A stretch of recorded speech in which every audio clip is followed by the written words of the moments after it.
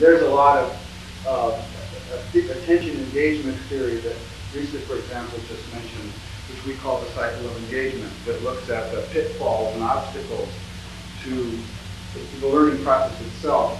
That while, for example, somebody's in that critical window of being stretched from what's relevant and known and comfortable to what's new, that in that stretch and attention span, all the things, that we intentionally designed to help facilitate people across that bridge are laden with assumptions, are laden with problems, and it's exactly right there that learners need to be able to transform what's in front of them according to their meaning needs in order to renew themselves and continue the cycle of being engaged from the attention point of view. And I may come back to that, but right now, I'd like to just kind of summarize the inferential part and get more experiential and hopefully get more engagement from you, get more conversation going. That what we consider ourselves to be about, which isn't technology, is that we think that the mission of education needs to become more, what we're say here, toward a learning-oriented subjectivity. That I can't see, and I love the dialogue with everybody here, I can't imagine an educational objective or mission or vision that could be more enlivening, empowering, and relevant to practical and profound aspects of an individual's existence than helping those individuals become more pervasively learning. That their very subjective natures being exercised in a way that they're able to apply themselves to their work or their functions or their relationships in ways that we can characterize as oriented to be learning. And because this is occurring, because the need that we just mentioned, meaning responsivity is so critical to that, the only way that we can develop a relationship with learners that would begin the process of having the qualities necessary for them to evolve this capacity in themselves, learn to do this, would be as if we approach the design of everything we're doing for them as if we're going to learn. So in other words, towards the learning-oriented subjectivity through mutually learning-oriented relations. But the matrix, the swimming pool that the learner is the learning environment education learns through. But to the extent that that intention and spirit isn't in the development of curriculum, of instructional strategy, of content, if it isn't also a lens for the educational system to learn about learner needs in this particular subject matter, in this particular area, then we're back to torpedo launching and loudspeaker stuff. We're standing off at a distance and assuming that our statistical overcoat-based knowledge of what a human being is sufficient to evolve learners.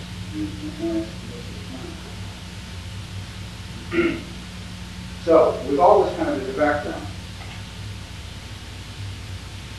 I want to talk for a minute about some technologies that we've developed. There's a series of them. We can only talk about a couple of them today. But the idea here, as I mentioned to begin with, a little pencil experiment about the nature of technology, is that we are not about trying to stretch the envelope of what a 2CI can do, or a 386 can do. But how is it that appliances come into being, the way that television sets work, a pervasive relationship between learners and information starts to have the qualities we can describe, starts to have the relationship dynamics, the feedback qualities, so that learners begin to learn to walk in meaning space in a way that helps them become learning. How is it that that becomes pervasive? It has the other qualities of relationship, mutual relations, etc. And in order for that to happen, frankly, it's got to get to that point where it's the way television sets work, and telephones work, and Nintendo games work. So our approach here has all of this. I'm trying to gather together this bowl that we're in together of the philosophy, the psychology, the vision, if you will, our approach to this, and now some technology. The technology is less important to me than what we just talked about, but it provides an opportunity to see how some of what we talked about is possible.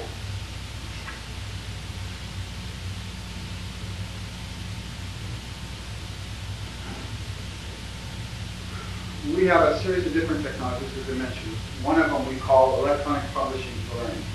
And it's designed to be a new kind of publishing system, a printing press that learns from the paper that it produces. A different kind of paper, if you will, a different kind of interface. The point being that what we're really about isn't necessarily an interface to learning the subject better, although that's implicit, but an interface between learner and subject material, knowledge material, generally, whose primary intention it is to develop a more learning-oriented inner interface.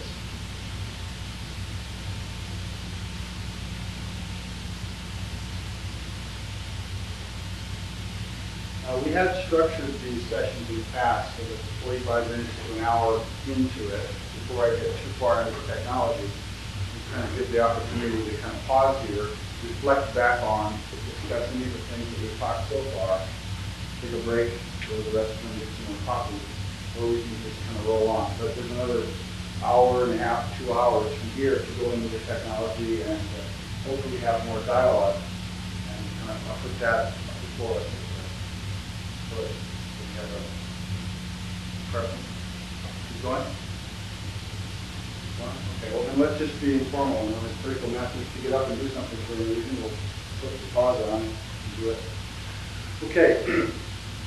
The design of this technology kind of proceeded from that what we're trying to do with the technology is interface these learners' meaning needs with content, curriculum, information, and producing and collaborating in a way that serves the system at the curriculum design, instructional design, informational dissemination, collaboration level, but that also, and equally or more important because of our particular bias right now, does it through a kind of feedback membrane that's helping that individual learner better differentiate their meanings. Again, let me give one more example. And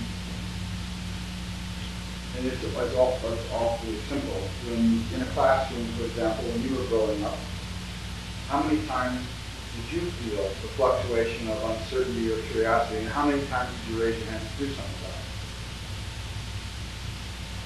Quite well. Okay, there's a big gap, right? Okay, how many times when you're reading some kind of material do you encounter some kind of block where you're going along and all of a sudden, you drop it, right? I found myself, even when most incredibly motivated, really driving to try to find something out, that I could occasionally just be lifting off in some tangent. I have to jump back a couple of paragraphs. What happened to me? So I started asking, well, what causes this? And what can be done about this disengagement problem? And the only thing that can really be done about it is how the learner starts to become aware of when meaning drops out on them. And if you go into brain sciences and a number of other things that are emerging, you realize that the brain's constantly trying to bring some coherent meaning to what's going on. So what we wanted to do then is respond again to the meaning needs. And we say that there are numerous different levels or bandwidths of meaning needs that a system needs to respond to. One level is what we call the elemental. And by elemental we mean word, term, phrase, an acronym, a particular visual component in a larger visual image, of the pronunciation of a word in a larger audio track. That, in other words, it's one of the elements from which something larger is emerging on the meaning scene. The different kinds of meaning we talked about, uncertainty, curiosity, ambiguity, desire to explore,